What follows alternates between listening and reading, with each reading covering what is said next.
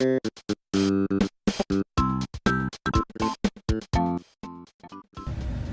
guys, this is Aidan. I'm just doing a quick little audio recording because Jack and Brian are a little busy. So basically, I'm just going to be covering this year's Cannes Festival. Basically, all the films that are in competition, out of competition, special screenings, stuff like that.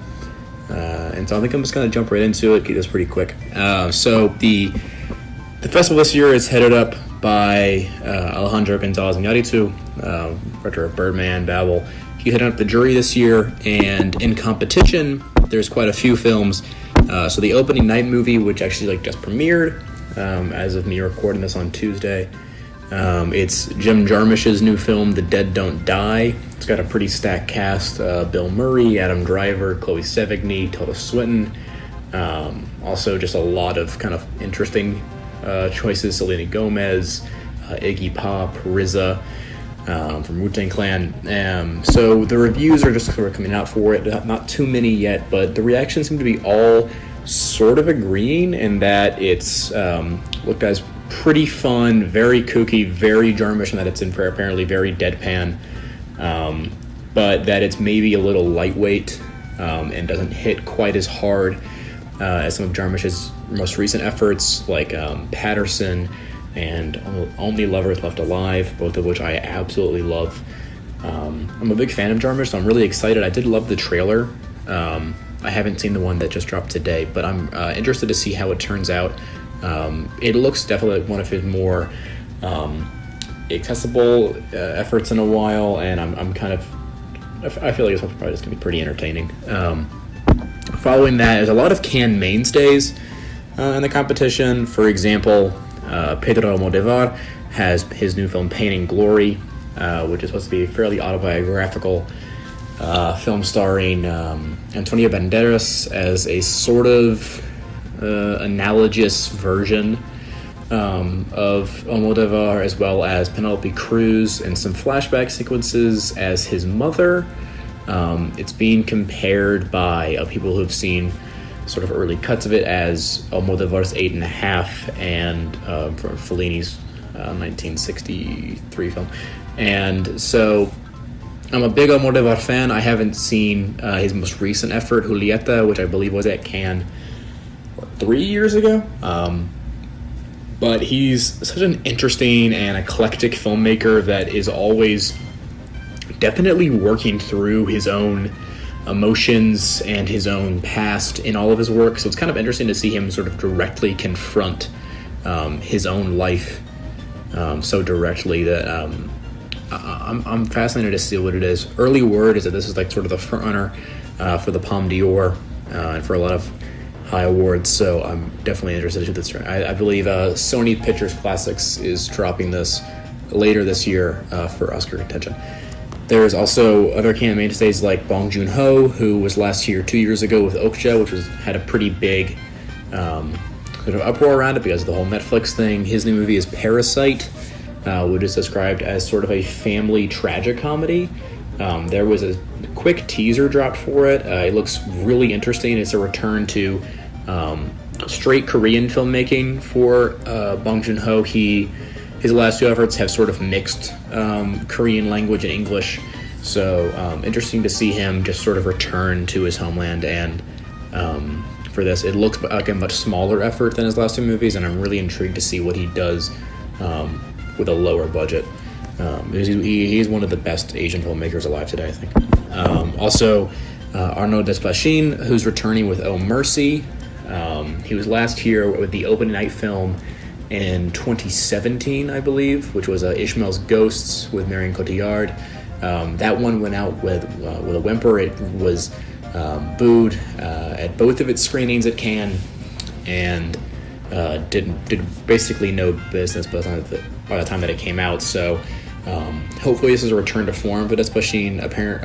Thierry Frémaux, who's he's the head programmer at Cannes, he described it as incredibly Parisian. So I'm interested to see maybe a more low-key effort from Desplechin, but we'll see how that turns out. There's also the Dardenne brothers, Jean-Pierre and Luc, with an incredibly, possibly contentious competition entry called Young Ahmed, which is the story of a young Muslim man in Belgium who, he's like I believe he's 13 or 14 in the film, who is radicalized into wanting to kill his Belgian teacher.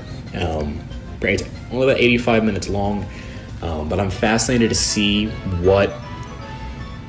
how the Dardenne brothers, who are they're French neo-realist filmmakers. They're very working class, so they're sort of like the Ken Loach or even Mike Leigh of Belgian and French cinema.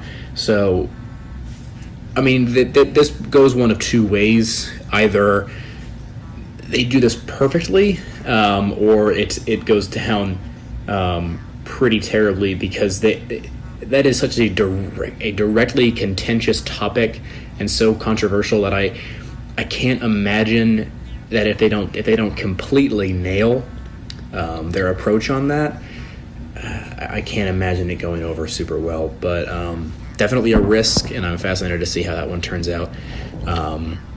Also, Xavier Dolan is making his return after he sort of famously dissed Cannes. He premiered his most recent movie at Toronto last year, which was a massive epic called The Death and Life of John F. Donovan, which had been in production for a long time, and by the time it finally came out, it premiered to, I think, under a 30 on Metacritic. Pretty terrible reviews.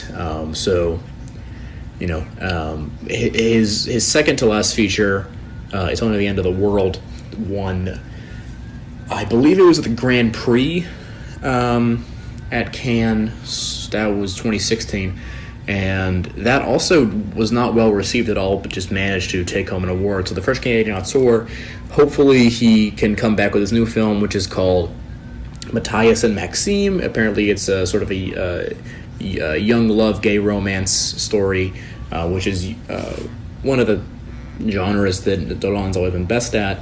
So hopefully that he can have a comeback with this. It does star Harris Dickinson, who's always pretty great, breaking out in 2017 with Beach Rats, and he's had a few great projects since then. He's going to be the lead in the Kingsman prequel next year, so hopefully this is another good step for Harris Dickinson as well. Ken Loach is returning with a movie called Sorry We Missed You. It seems fairly Ken Loach. It's a working class British kitchen sink drama. Last time Ken Loach was there was in 2017, or 2016, sorry, for I, Daniel Blake, where he won the Palme d'Or. He's one of only a few filmmakers to win the Palme d'Or twice. Some of the other ones actually being the Dardenne brothers, so if either of these guys win, they'll be the first to win 3 Palme d'Ors in their lifetimes. So interesting to see how that pans out for Ken Loach. He is a great filmmaker, but I do think he's maybe stuck in a bit of a rut. I would love to see him come out of this one on top there. And so there's only 2 more that I would describe as real, Cannes perennials, which would be Terrence Malick, who's making his return since his last time being there was 2011's The Tree of Life, where he won the Palme d'Or, and he's returning with his first apparently mostly scripted narrative since Tree of Life, which is called A Hidden Life. So it's a true story of Franz Jagerstatter, who was a conscientious objector to the German army and during World War II, and his story doesn't end so happily. But I'm a big fan of Terrence Malick. One of my favorite movies is The Thin Red Line, and so to see him return to sort of this poetic, dreamlike take on World War II is super interesting. I would love to see this be his comeback. I haven't loved his efforts since The Tree of Life, with the exception of maybe To the Wonder, which I have a lot of interest in, but also doesn't super congeal for me. I kind of outright hated his last 3 films, so I'm definitely interested to see where he takes this.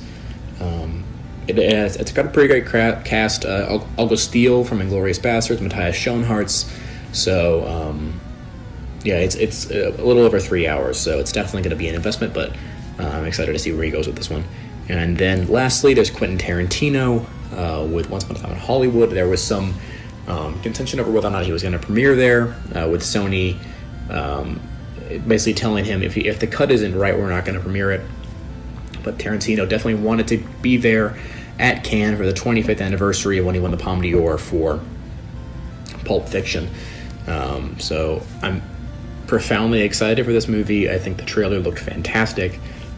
Obviously an amazing cast, as there always is with Tarantino, but definitely interested to see how that one turns out. We don't know too much about how it's premiering. We know that it is in competition, but there's not a lot of word on when it's showing, so we'll find that out soon. Outside of those perennials, there's a few new filmmakers coming in. Marco Bellocchio, who's a pretty great Italian filmmaker, has his new movie The Traitor, which is set in the 80s, and it's the true story of the first Italian mafia member to rat out on La Cosa Nostra. And it stars a pretty great Italian actor, Pia Francesco Favima, I believe is his name. You'll see him in a ton of stuff. A lot of American movies where they need the Italian guy, they're pretty much always going to go to him. He's a pretty phenomenal actor, but he pretty rarely gets a lead role, so cool to see that.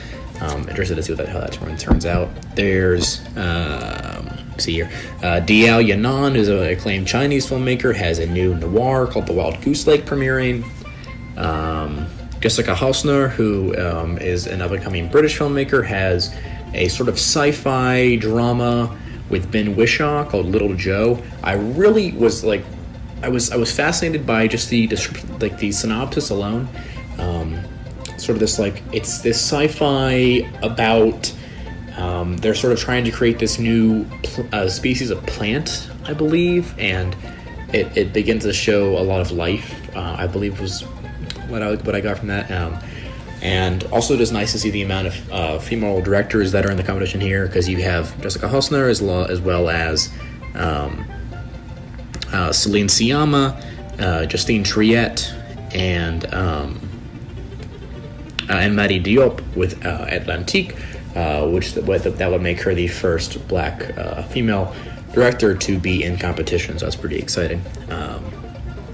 With the aforementioned Celine Sciamma, she has a pretty exciting biopic, or period drama called Portrait of a Lady on Fire, which sounds to be sort of this seduction, romantic drama set in 18th century France. I got a distinct sort of French take on The Favorite vibe from how they described it, and also the one shot they released looked absolutely gorgeous. I wouldn't be shocked if this ends up being maybe a contender for costume design just from that one shot alone at the Oscars.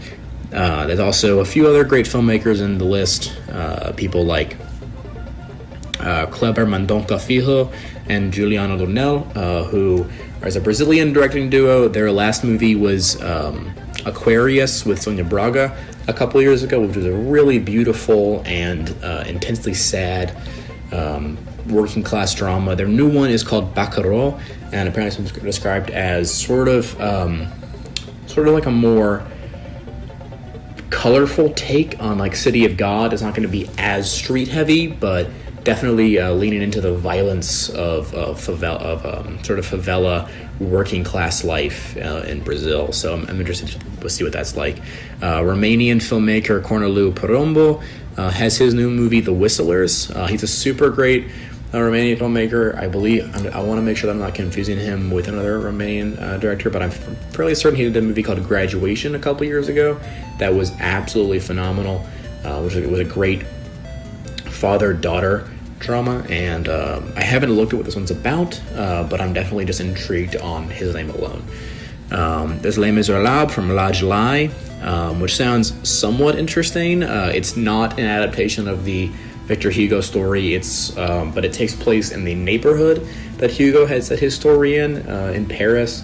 It sounds to be a sort of revolutionary drama about some kind of protest that goes on in the neighborhood following this one individual and sort of his experience involving that protest. Let me see. Ira Sachs, who's an amazing New York filmmaker. He's the director of Love is Strange. He had Little Men with Greg Kinnear a couple years ago.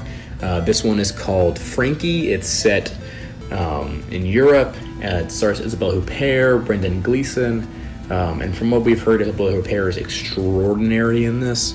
They're going to be matching this a pretty hard Oscar campaign for her as well as Gleeson, which would be great because Ira Sachs has sort of been left out of Oscar contention for a while, even though he's one of the best realist filmmakers working today, I think.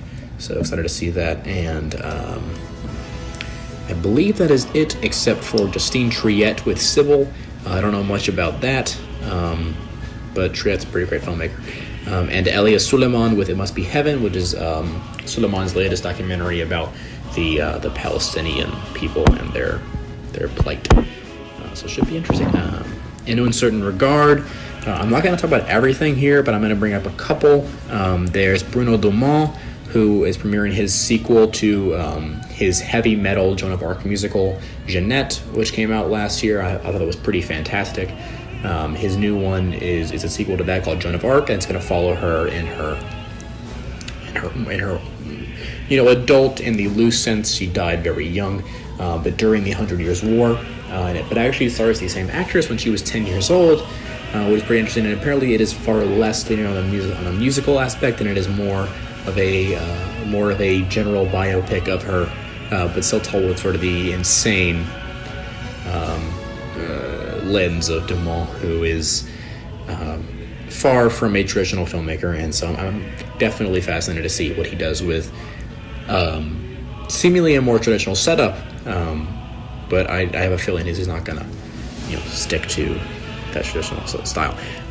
Christophe Onnier has Room 212, which is his latest Cannes offering. His last one was, I believe, last year. It was called Ellen Hall, which was a 90s drama, I believe. 90s set drama. I did not check that one out, but I heard it was fairly good. So I like Ona, his I believe it was his second film I saw, and that was pretty great, but I'm not super familiar with him, but he is a pretty respected French filmmaker, so interested to see what he goes with this one. Danielle Sovitz has a pretty cool sounding movie. It stars Finn Whitehead from Dunkirk and Bandersnatch.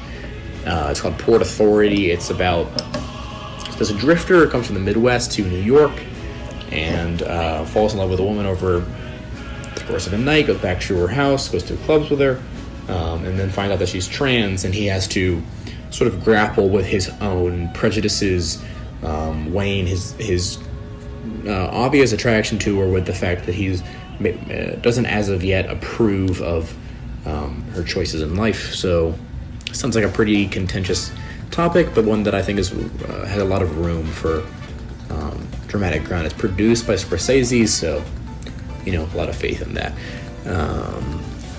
I believe that is all that I think is worth focusing on as of now. I mean, I don't know what's going to end up being the takeaway here, but in terms of what's interesting as of yet, that's all in the UCR category. Out of competition, there's a couple interesting stuff. It's always one big premiere at Cannes every year. Last year it was Solo. Back in 2015 they had Mad Max. This year it's Rocket Man, the Elton John biopic from Dexter Fletcher, starring Taron Egerton, Richard Madden, and Jamie Bell. Being in such close proximity to Bohemian Rhapsody, it's hard for me to really get too excited, particularly with it being from the filmmaker who finished Bohemian Rhapsody after Bryan Singer's departure. It's hard to get excited, but the trailers have been fantastic, and seeing Taron Egerton perform alongside Elton John and his recently released cover of Rocket Man, he's really inhabited that role, and I think to a far greater extent than say Rami Malek did in Bohemian Rhapsody, and I'm sort of fascinated to see how this one turns out. It looks a little weirder and more left field than Bohemian Rhapsody was. That was, to be fair, you could do nothing and still be more left field than Bohemian Rhapsody was. But I'm definitely excited. It's out super soon. It's out in I think a week or a week and a half. So it should be interesting to see how that one turns out. And also, the only TV series that's premiering is Too Old to Die Young, which is Nicholas Winding Refn's his Amazon TV series starring like Miles Teller, a couple other big actors, and Rhett Refn's in an interesting place. Drive was sort of his introduction to a bit more of a mainstream audience, but before then he'd made a lot of pretty great movies like Pusher, when he was still back in Denmark, Valhalla Rising with Mads Mikkelsen, and Bronson with Tom Hardy are all pretty fantastic. He followed Drive Up with Only God Forgives, which I just couldn't stand, to be honest. I found it just meandering and pointless, and pretentious as could be. And then he followed that up with The Neon Demon, which I had issues with, but I thought it was just too much of a visual feast to really ignore. And that Elle Fanning was just ridiculously incredible in that. With Anderson, she is part of the jury this year, and this one's been a long time in the making. He's been in post-production on this series for a long time. Interestingly, he's premiering, I believe, episodes 4 and 5 of an 8-episode series. So, very referent to do that, but I'm fascinated. This is I believe it is premiering in June, but I could be off on that. Interested to see how it turns out. Asif Kapadia, who won the Oscar a few years ago for directing the Amy Winehouse documentary, has another, biodoc about famous soccer player Diego Maradona. It's already been produced by HBO Sports, so it'll be on TV, I believe, somewhat soon. Probably, I would guess, in July or August. Kapadia is a really, really empathetic and I think really skilled documentarian. So I don't know much about Maradona. I'm not a big soccer guy, but I'm for sure gonna watch it, and I'm near certain it's gonna tell me a lot about that character, that person. What else we have? Pippa Bianco has her Sundance premiere share and special screenings. That premiered at Sundance earlier this year, got pretty great reviews, so they're probably just trying to get some more buzz before they release it later this year. It's also Werner Herzog's new movie Family Romance LLC, which is set in Japan. He filmed with non-traditional actors in Japan in a language he doesn't speak. Very Werner Herzog. I'm fascinated with how that turns out. Werner Herzog, he's always willing to take risks, and I can't imagine this is the arduous nature of having to coach actors through scenes and get scripts of them when you're not speaking them. I mean, even going through a translator, a lot can be lost in translation. A lot can be a lot of the emphasis you're placing on direction cues can be lost, and that must be an insane difficulty. Herzog, his narrative stuff hasn't been amazing as of late. I think the last one I saw from him was Salt and Fire with Michael Shannon, which I found just dull as could be, but his documentary work has been amazing. Into the Inferno, which was brilliant, and my favorite personally in the past few years was Into the Abyss, which was an amazing documentary about the death penalty, that I think is one of the most supremely sad documentaries ever made. So if he can blend that sort of realist documentarian aesthetic he's had the past couple of years with the amazing and tragic narrative features he kind of made his name on, that'd be great to see for a comeback. And then lastly, there's Abel Ferrara's new film. He's been away for a little while, Tommaso, which is from what's he shot it entirely in secret. And from what we understand, it's an autobiographical picture with Willem Dafoe, his neighbor, starring as him, as well as his actual wife and child playing themselves. So Abel Ferrara, he's obviously an incredibly controversial auteur, going back all the way to the late 70s and 80s when he was making stuff like King of New York, and obviously Bad Lieutenant with Harvey Keitel. And even recently when he had movies that were banned in France, like Welcome to New York, starring Gerard Depardieu, he's never been afraid to not just take risks, but to loudly present his films as out and out risks. And say what you will about the man and about his consistency as a filmmaker. He's never not interesting, and so the idea of him taking on his own life just sounds absolutely insane to me. I'm just gonna take a quick look and make sure I'm not missing anything.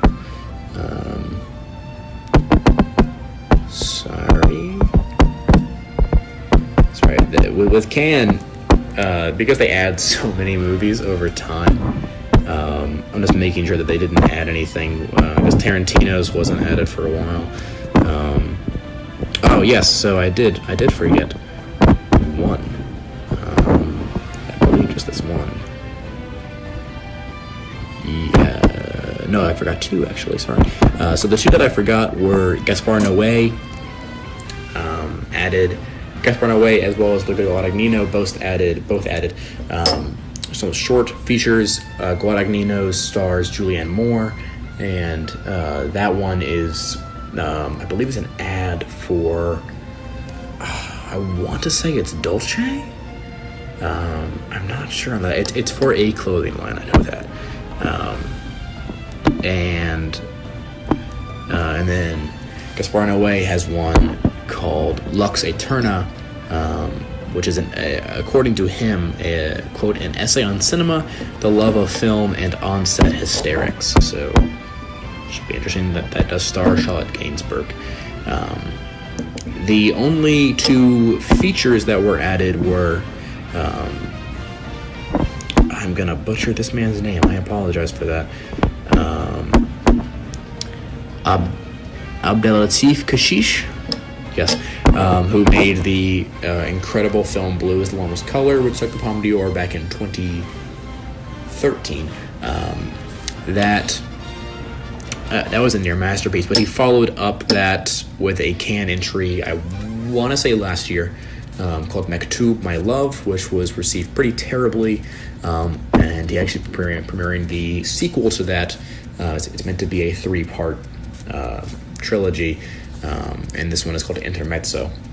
So, hopefully the middle chapter of this is more interesting than the first was, because that movie really did. It actually gets worse as you watch it, as you realize that Kashish really just has no firm grasp on the story he wants to tell, and a director who's already pretty burdened by a lot of controversial antics and tactics that he used on the set of Blue is the Warmest Color that got a lot of backlash. If he's going to ever come back from that controversy, he's going to need to put some quality work out. So hopefully this is a comeback for him. And then the last feature that was added was Gael Garcia Bernal, the iconic Mexican actor. His film Chicurotes, yes, which is described as a portrait of Mexican society through the story of teenagers. So that should be interesting. I don't know that I've seen any of Bernal's directorial efforts, but he's a pretty phenomenal actor. So hopefully he's learned a good amount. But yeah, so that's Cannes in total. I think this is a pretty exciting year because there's just so many iconic auteurs coming together. Tarantino, Malick, Bong Joon-ho, Werner Herzog, Abel Ferrara, just all coming together in one. So, who knows? Maybe these are all going to crash and burn over the course of the next week or so. But I'm definitely excited about this festival and also this year. I think there's a lot of interesting stuff on the slate throughout the year, and I'm pretty excited for how it's going to turn out. So I hope you guys enjoyed this. I hope maybe you learned something or got excited about any of these movies. So thanks to Brian and Jack for letting me just talk about this. This is definitely my favorite festival to talk about. So again, I hope you guys enjoyed. Have a good one. Bye.